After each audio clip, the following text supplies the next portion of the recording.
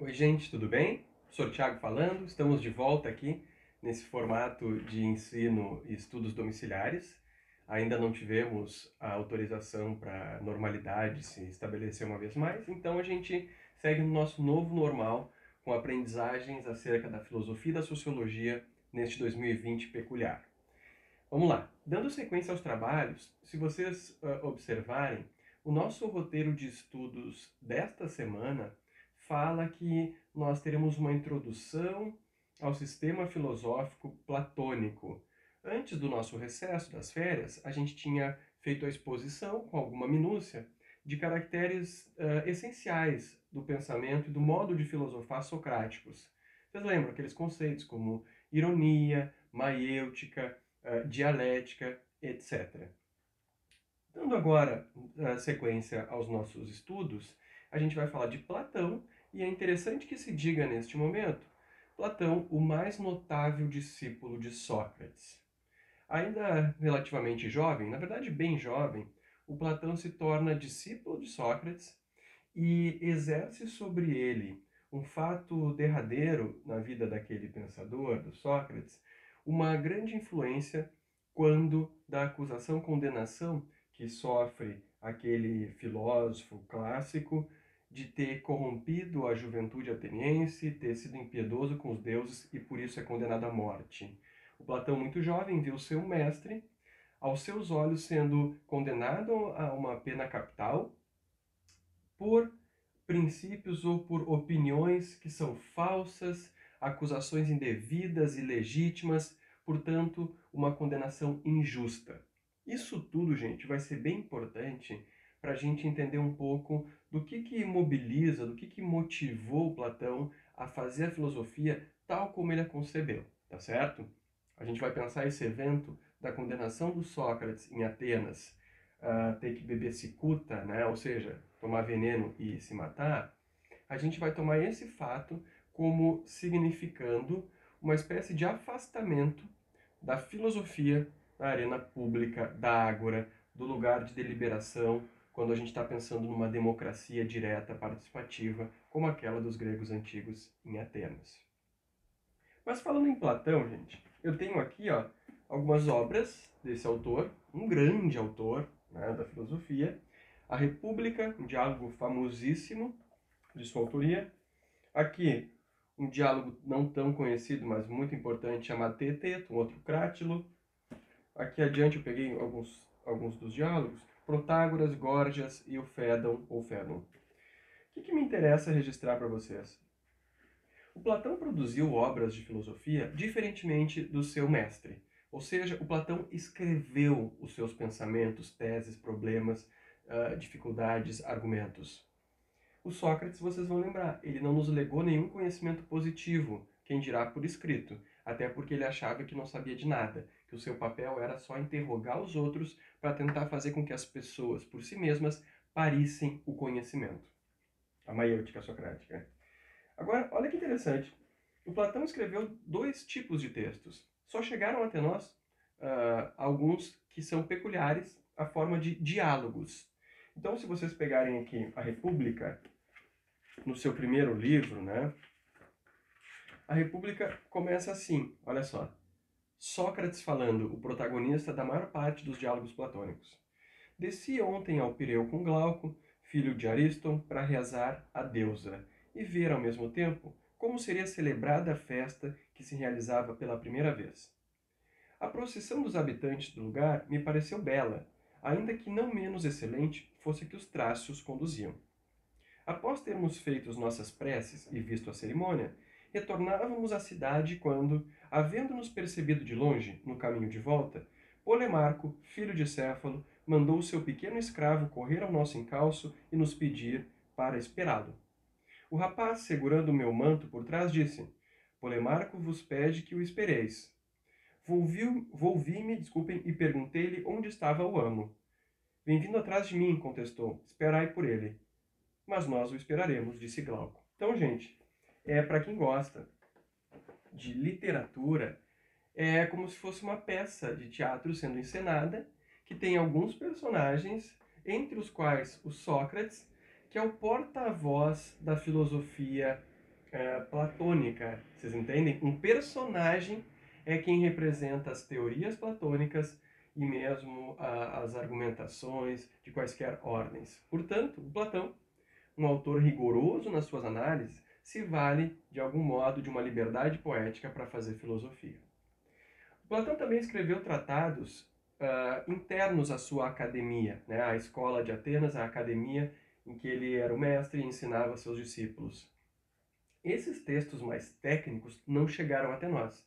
Só chegaram os diálogos que foram escritos, sim, com profundidade filosófica, mas que foram pensados pelo Platão em termos de tornar acessível a filosofia para pessoas que não eram já versadas ou iniciadas nesses conhecimentos e problemas.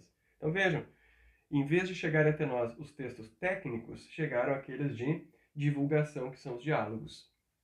O lado bom disso tudo é que são bem prazerosas as leituras desses diálogos. Eu conheço pessoas que leem Platão, não tanto pela filosofia, mas pela fruição estética daquilo que nos proporciona esse evento corriqueiro, né, de passar os olhos nessas páginas. Tá bem. Feita essa introduçãozinha, o que a gente tem como relevante para entender a obra do Platão? Eu falei há pouco de um evento derradeiro, que foi a condenação do filósofo pela polis, ou seja, Sócrates processado e condenado à morte por ter cometido o crime de corromper a juventude, segundo os acusadores, e também de ser impiedoso com os deuses, de não respeitá-los. O Platão, gente, descreve numa obra intitulada Apologia de Sócrates como que teria se dado o processo todo de acusação no tribunal do seu mestre. É interessante que o Platão mesmo não participou dessa audiência pública, ele não estava lá, né?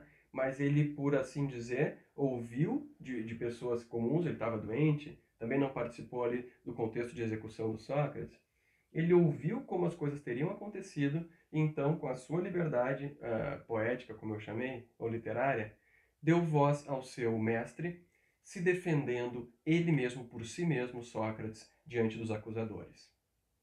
E aí, pessoal, o que nós temos para além dessas noções e são bem importantes para entender Platão? Ora, nós estamos vivendo ainda numa polis democrática que permite que governem ou que sejam ouvidas pessoas que não são necessariamente as mais inteligentes, capazes ou honestas.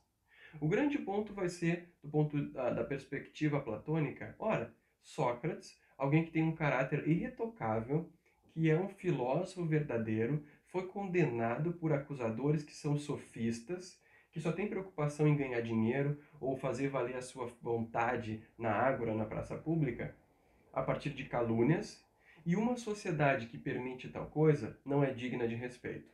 Como é que Platão vai ver a filosofia?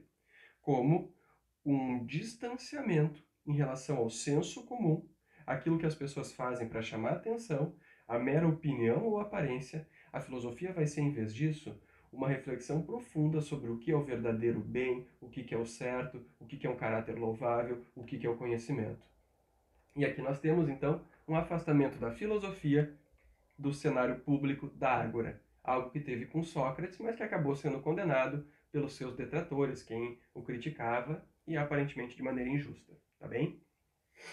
O que mais que interessa sobre Platão? Além do fato de ele ter sido o mais notável discípulo de Sócrates, de ele ter produzido obras técnicas que não chegaram até nós, e outras filosoficamente bem relevantes, mas mais livres, que são os diálogos, interessa também, no caso do Platão, a gente tomá-lo como um autor que acreditou que a filosofia teria uma função fundamental nas nossas vidas, de ser uma espécie de guia para tudo aquilo que a gente faz ou acredita. Em vez de sair agindo no mundo e pensando que a minha felicidade depende de A, B ou C, se eu fizer filosofia, eu vou realmente saber o que é o bem, o que é a felicidade, e desse modo eu vou conseguir mais facilmente atingi-la. Em vez de achar que tudo aquilo que eu acredito é conhecimento, eu tenho que fazer uma reflexão crítica sobre o que é conhecer, para a partir disso examinar as minhas crenças e ver se elas são simplesmente convicções que eu tenho infundadas ou se elas estão fundamentadas, alicerçadas em premissas sólidas. Então notem, É como se a filosofia fosse o grande juiz de tudo aquilo que nós fazemos, pensamos, sentimos no mundo, neste mundo, né, materialmente constituído, tá bem?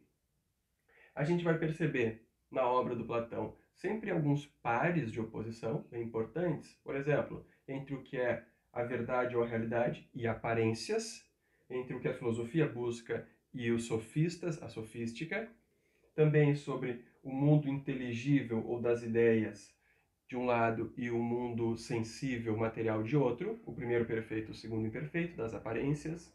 A gente vai perceber também uma distinção entre conhecimento ou episteme propriamente dito e doxa ou opinião. Isso acompanha como pano de fundo todo aquele esforço intelectual realizado por essa figura notável, que é o Platão. Platão, na verdade, é um apelido, né? Termo que significa o de ombros largos, né? Platão era esportista e parece que tinha um porte interessante e, portanto, daí a alcunha, né, o seu apelido.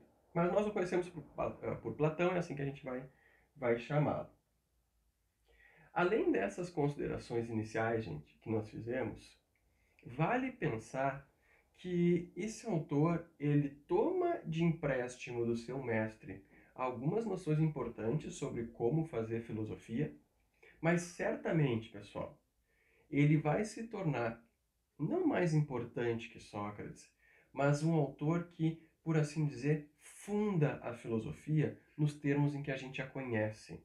Porque o Platão não apenas fazia filosofia, ele criou um sistema filosófico a partir de uma sistemática, um modo de proceder usual, um método.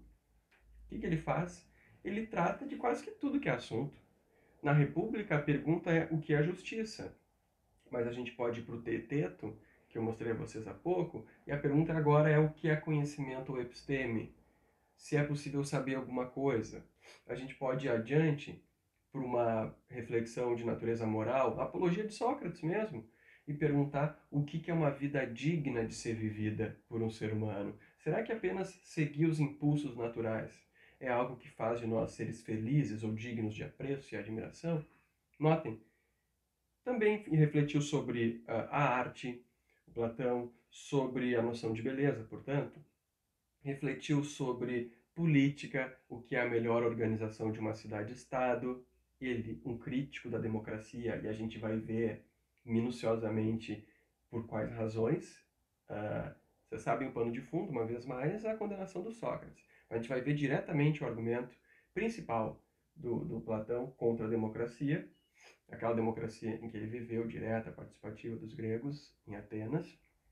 Ele pergunta também sobre o que é o amor, um dos seus diálogos. Olha que interessante, né? Um filósofo tão linha dura, que fala na razão, raciocínio, deduções, uma lógica matemática formal. Ele tem um diálogo que destina a pergunta sobre o que é o amor.